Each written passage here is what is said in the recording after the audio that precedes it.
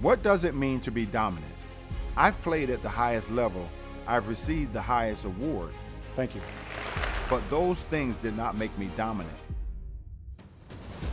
On this show, I want to interview people from various backgrounds and careers to see what made them dominant. That's why I decided to partner up with Mission Winnow.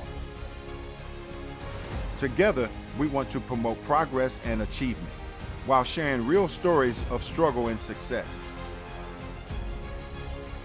We want to acknowledge the challenges in front of us, but we also want to pivot towards improvement and positivity.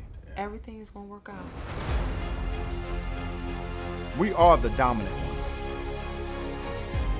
We dunk on the world. We don't let the world dunk on us.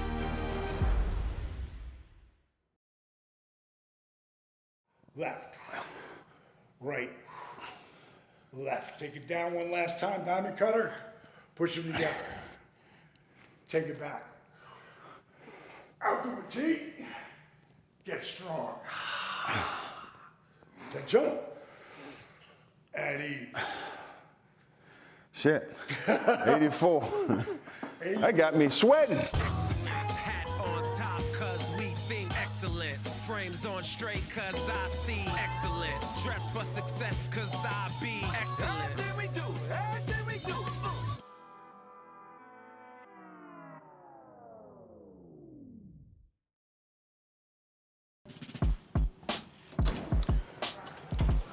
What's up, Dallas? What's going on, man? Good to see you, brother.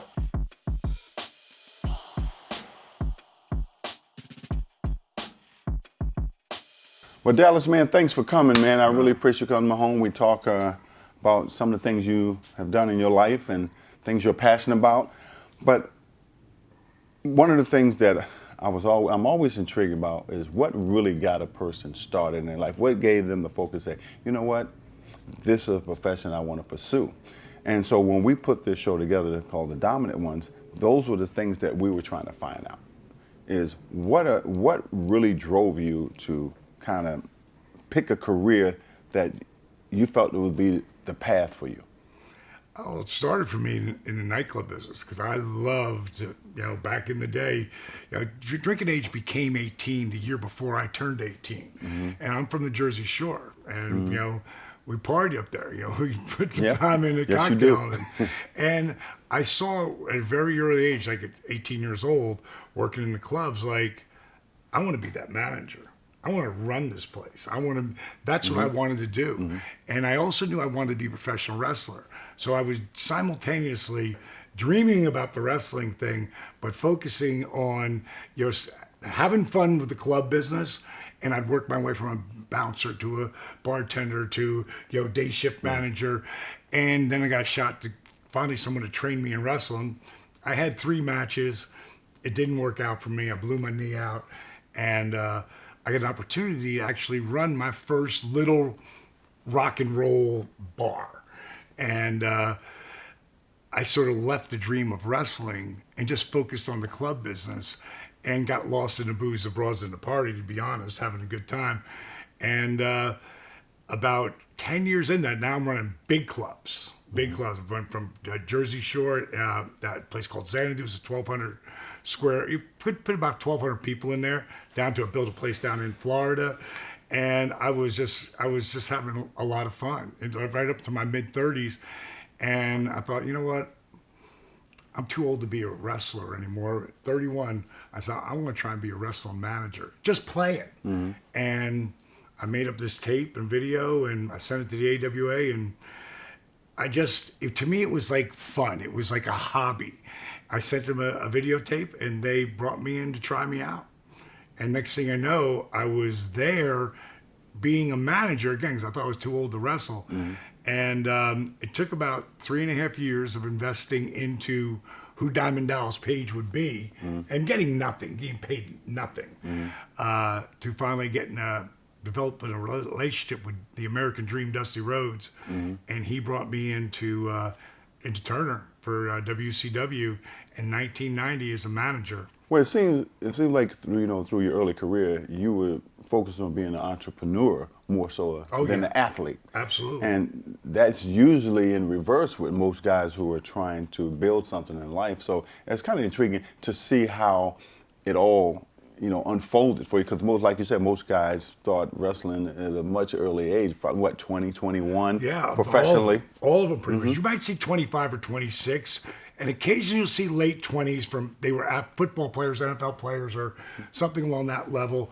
But today, I mean, these kids are so young coming into the business. For me, I had the opportunity to come in as a manager for WCW, owned by Ted Turner. They were doing, at that time, it was just TBS. And after 5 months of managing with my long blonde hair and the bling and the diamond dolls and the rap, they were like, we can't let you manage anymore because you're taking too much attention away from the guys, and the guys draw the money. And what they said to me is T.A. Magnum. You remember Magnum? Oh, yeah. And Magnum said to me, he said, man, what we should have done is put a pair of tights and boots on you and see if you can do this. I'm 35 and a half at the time. And I had 7 months left on that contract. And I went, I always wanted to be a wrestler. I never got into this to be a manager. I'm going to go down that power plant and I'm going to learn how to wrestle. And I had Michael P.S. Hayes fell down on the ground laughing because I used to manage him in the Freebirds. And he said, you'll never be able to do it, dude. By the time you figure it out, because it's like an art. It's like its own. It's like its own craft, and it takes a long time to really, forget learning the moves. That's the easy part. How do you get the people to care? And I'd already had a lot of, because of the nightclub business, being the promoter and being up on stage and doing all the stuff I did in nightclub business. So I had a familiarity to being in front of people and being on camera. So now learning how to wrestle, and I thought, like I said, learning the moves would be the hardest thing. That's the easy part. The hard part. It seemed like that would be the most difficult part because you got to get the technique down. And like you said, the moves and you're lifting some pretty heavy guys, so your strength plays a major part in it too as well because you got to keep yourself physically in shape. Oh, absolutely. But again, you can be the greatest wrestling technician on the planet. How do you get those people to care? Like, they've got to care about the character. And in the beginning, you work as a heel because it's easy to get people to hate you. It's hard to get people to love you. And I was lucky enough that Dusty Rhodes was my mentor. Without Dusty Rhodes, there is no Diamond Dallas Page. And I also had Jake the Snake Roberts, who became a mentor to me on the wrestling side. Dusty was more the business and the psychology. Jake was more about like what the work was in the ring. And Well, those guys was charismatic guys. I mean, they were flamboyant. They had a lot of flair that people loved. I mean, they loved that attitude because and wrestling for me was one of the first sports that guys really market themselves to be bigger than life. And so to see a lot of guys like the Dusty Rhodes and you like Jake the Snake and Hulk Hogan, all those guys, they self-promoted themselves to be bigger than life, and people fell in love with them. The key is, and when my real name before I changed it to Dallas Page, so that's my real name, but I was born Page Joseph Falkenberg, and I knew that Page Joseph Falkenberg was never going to draw any money with that name. So I started rebranding myself Diamond Dallas Page, but the really funny part was it never really connected with the people until Page Joseph Falkenberg stopped trying to be Diamond Dallas Page, and Diamond Dallas Page started to take on the characteristics, the authenticity of Page Joseph Falkenberg. And that's when, man, my career, and also I was probably 6 years, so I was 5 years, it was end of 1996, my career started to take off like a rocket. And then that whole NWO phase that was just changing professional wrestling. And of course, because Ted Turner, who, Eric Bischoff was his guy then, wanted to go head to head with Vince McMahon. And those Monday Night Wars, 20 years ago, that lit up the TV. And we owned, of the top 10 ratings, we had a show on Monday and a show on Thursday. So did Vince, WWE. And sometimes we had 1, 2, and 3, and 4, the top 4 spots on cable television. They were us. Well, that was the hottest thing back then. If you was on Turner, I mean, that was TV at its highest level. Because we were one of those teams that we were the first team, Right. NBA team, that was be on every week. Right, Every right. week on Turner. So even would though we were a highlight young team, yeah, exactly. No, we were a young team, but again, we got showcased very early, and Ted Turner was the guy who kind of pioneered that. But also for you, when you look at your career, it's really fascinating because you had the opportunity to wrestle with some people who were not professional wrestlers, Yeah. who were pretty big guys, charismatic guys. Sure. Being Karl Malone is one, who's a very close friend of mine. And Great dude. how did that happen? I had been, of course, I was a big, I played ball, growing up. Not like you did, but I played, and I was pretty competitive. And so I was always watching everything. And I happened to catch Carl on the Tonight Show, and he started talking about wrestling. And he said, well, I'm not talking about WWF, I'm talking about WCW. So I knew that he was a fan. And then I'd done a signing in Texas for 2 days. I was doing an autograph signing. And that night they were like, hey, D, you want to go see the Rockets? They're playing tonight. I said, yeah, absolutely. And they're playing the Jazz. So I'm up about maybe 20, 30 rows, whatever I am, right off the ring, center court. And Barkley was hurt, Trick Silva was hurt. A lot of the main players were injured or out for that game. And Carl was having a field day out there. And he's sitting on the bench at fourth quarter. They're up by 20, 30 points, whatever. And I'm sitting with one of my best friends, Rick Colster, and my photographer, Ross Foreman, who would go everywhere with me whenever I do any kind of stuff for WCW. And Carl sees me up there, and he does the diamond cutter sign. And Ross almost died. Like, oh my God! He's trying to get his camera out because he's trying to catch. He goes, Carl below just did a diamond cutter sign. And now, by this time, timeout's going, and he's getting his camera out. He goes, you got to get him to do it again. I go, bro. I don't know him. He goes, he knows you. And so the next time out, he looked up there and I pointed at the camera and I went, and so he threw it up again. Wow. We took a picture of it and he invited us back. So we got backstage passes. And as I'm walking by, Charles Barkley, great guy, big fan. He's a character too. And a big fan of you. Him and Flair were really tight. We'd met a couple times. He's like, DDP. He grabbed me, pulled me in, gave me some beer, having some beers, and it was really funny because him and Warren Moon, where he gets Warren, playing for Houston at the time, and they got in. It's the kind of deal when you wish you had a YouTube, your phone back then, because we didn't have phones, especially camera phones. But those two guys were busting each other's chops. Who was the better athlete, the football player or the basketball player? And they just ribbing each other back and forth. It was super funny. And then Carl, hey, Carl's outside. I come out like, hey man, and we just clicked right away. And I'd said to him, I said, I saw you on Tonight Show, and you love what we do, and you're one of those guys that kind of lives every dream. I said, if you ever want to get in the ring, man, I said, here's my number, blah blah blah. Come on down and spend a couple days with me. I'll take you in there and show you what it's like. So he had called me. The All-Star game was in New York in the Garden that year, and he had called me and he let me know. That he was going to be up there, and I just happened to be up there because it was Toy Fair. So I went up there and I got with some of my buddies. We went to the game. We had a great time afterwards. And then not too much longer after that, I heard that Rodman was coming in again during the off season. He was going to do the thing with Hulk again for the second year. And I started thinking, man, what if it was me and Carl against Rodman and Hogan? And I was hot as, I was super hot right then. So I called Carl up and I said, hey man, I said, got a question for you. I said, how you feel about Rodman? He's coming in this year again. What if it's him and Hogan against me and you? He goes, ooh, I'd be interested in that. So that's what we did. We flew out there to Salt Lake City and put the deal together. And it was let me go back in time. I always tell people you never know who's watching. And about 4 years before this, I'm in Germany and I'm on a tour and I'm at the bottom of the card. I'm the curtain jerker, the first match. And this is Hulk Hogan's first big tour coming in to WCW. And about the fifth night, we got 13 nights on the road. But at the 5th night, I walked through the curtain after my match, and Hulk grabs me and he pulls me over. And he said, "How you doing it?" I go, "Doing what, Hulk?" I go, "What'd I do wrong?" He goes, "No, you're not doing anything wrong." He goes, "How are you getting so much better?" He goes, "I rarely see you on TV, but when I do, every once in a while, you hit some new move I haven't seen you hit, and you get the people involved."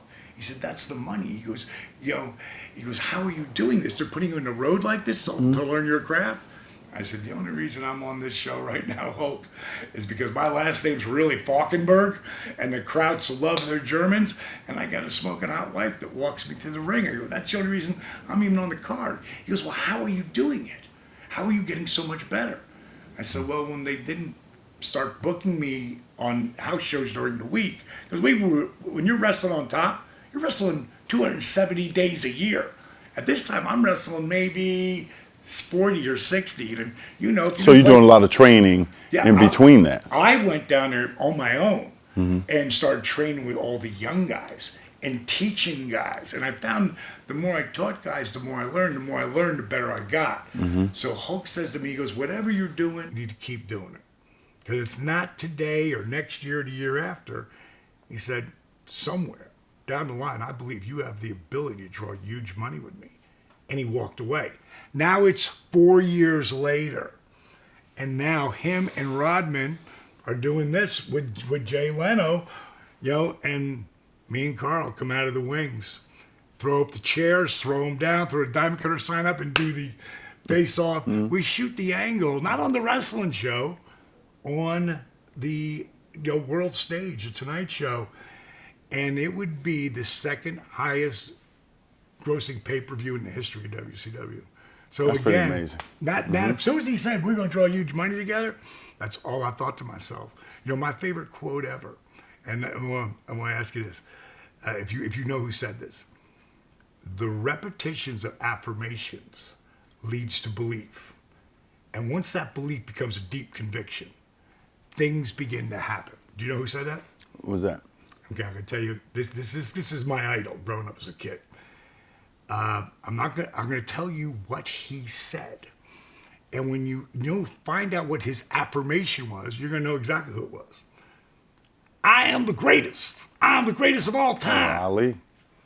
Like, how can we know that? How do we know his personal affirmation? Because he said it 1 billion times, and we believed it. We bought into it because he was so passionate about it. And when I saw that, that to me, when Hulk said that to me, you could draw huge money together.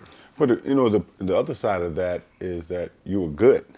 Now, I You were worked good. to be good. You worked to be good, so it made it that much easier down the road to create such a stage. I mean, a lot of people, a lot of times, don't understand the hard work you put in. You make it look easy, Right. But when you look behind the scenes and see the work that you had to put in to get to that level, man, it's not easy. It's difficult at times, but No, it's hard. It's that willingness to never quit, never give up, that makes you successful.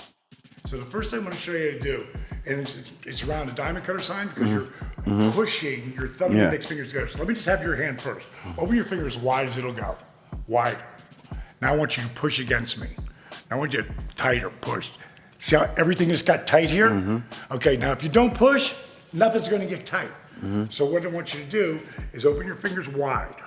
Straighten your arms out like this. Turn your hands in like this. Okay. And I want you to push. Don't let me do that. I mean, you really got to push. As you inhale, create your own resistance and take it up. Keep pushing against your thumb and index finger, taking it back as far as you feel comfortable. Now bring your arms out to a T. Clench your fist tight here. Squeeze them tight. Now give me that crab shot and Hulk it up for me. Inhale, get some height, get some length. Now drop the left, scrape the right. Turn that palm right down here. Turn that palm over this way. So turn your head from here to there. Arms out to a T. Exhale, Hulk it up, brother, tight. I was looking at one of the interviews you did about the gentleman who was a retired vet, and he was, he was disabled. He was walking with canes and barely getting around, and he was told that he would never be able to walk. Right. And what you did with this individual is a miracle, and for him to go where he was at from barely being able to move, and at the end of it, he's running. Right. It's crazy. That blew me away. Arthur Borman, and people go the Arthur Borman story. How I feel like really honest to God that God sent me that guy, and he sent him me, and we were supposed to meet.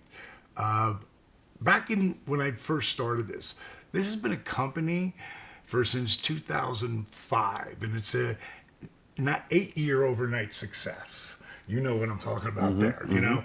But when it came to Arthur, and he gave me there's times where I totally doubted myself, and maybe I screwed up when I'm 100, 200, 300, $500,000 of my own money invested in my company, but in the middle somewhere of that, I'd helped Arthur. And what happened is anybody who got my original DVDs, I would literally cut, paste, send.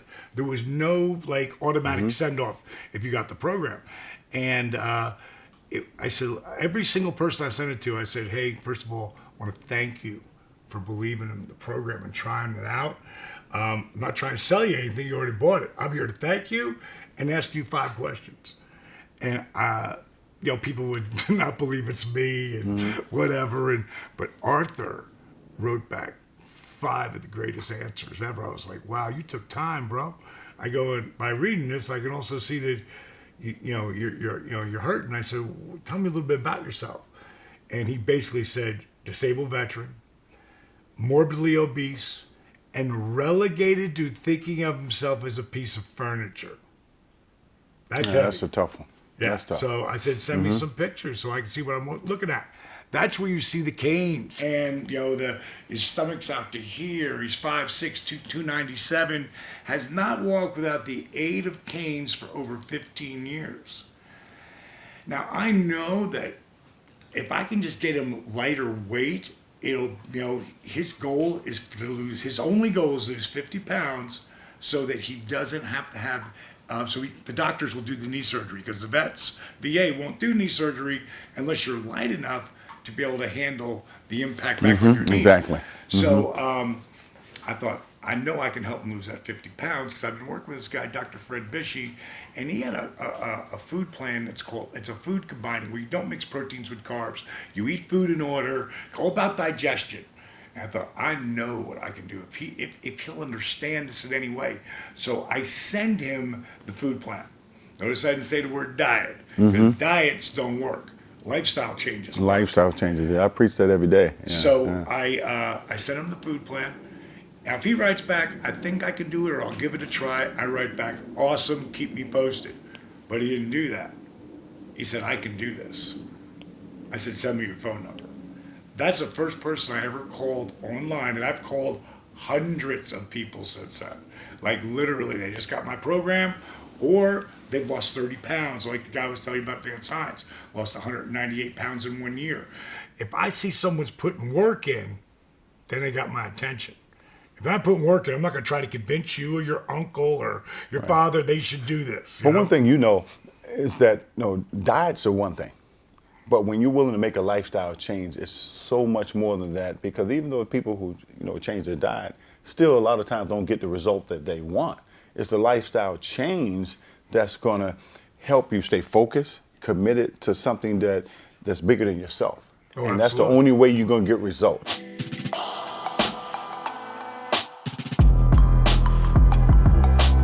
If you had to go back and say, what would I tell my younger self? What would that be?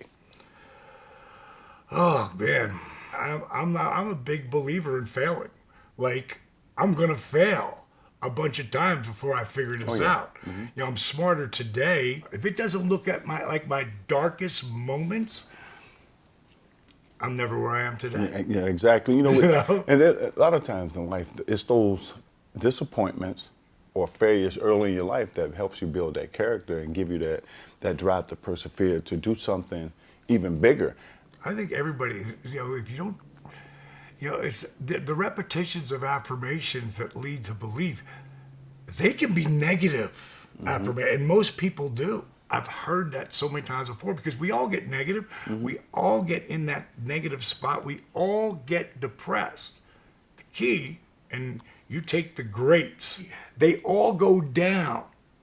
They just don't stay there. You don't stay there. They get back up. But that's that drive and that confidence you have. You know, we all going to be faced with some failures in Sure. life, but it's the one who become failures is the one who stay there. You know, it's a difference between failing and failures. Right. You know, and you got to be able to define which direction you want to go in. And like you, I've been told that I would never be anything. That I wouldn't be any good, I wouldn't be this, and I used all that as fuel energy. to prove them wrong. Right. And so the same ones today, oh, we knew you would be a Hall of Famer. Right. And I'm like, sure, but you use that success, and success, you don't have to say a word. Right. It's already been proven. You know, they see it.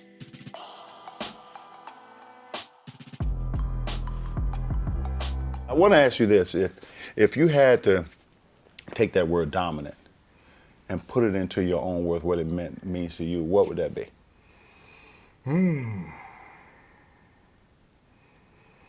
Repetition is the mother of learning. The more times you do something, the more you dominate it. The more you live it, eat it, sleep it, breathe it, it becomes the dominant thing in your life. That's how it is to be. I was reading at a third grade level at the age of 30, because I grew up with ADD and dyslexia at the time. No one knew what the hell that was. So reading to me, I started to learn how to read when I was 31 years old. And it really took till I was 47 until I got to the Eris Learning Center out in Cali, where I had an 85-year-old woman who worked with me twice a week. And it was all on stuff that you do to trigger your brain. All of the things I do are repetition. And that's how I learned them. And reading today, much better. The writing, actually, I'm still dyslexic, but as long as I can cut and paste and shift stuff around, again, the more I do it, the more I own it. Well, it's that obstacle in the road that I often talk about, which is not meant to stop you, only to slow you down, to make you step back, look at your life, and you find a way or figure out how to get over it or around it. Right. I mean, just listen to all the stuff that you've done in your life. You've more than just figured it out. You've done it time and time again. Yeah. And that's why, having you on our show, The Dominant Ones, man, this is a great show to have with a guy like this. And I can't thank you enough for coming and Thanks sharing for some having time me, with man. us. So we appreciate Get to it. hang out with you. Thank you.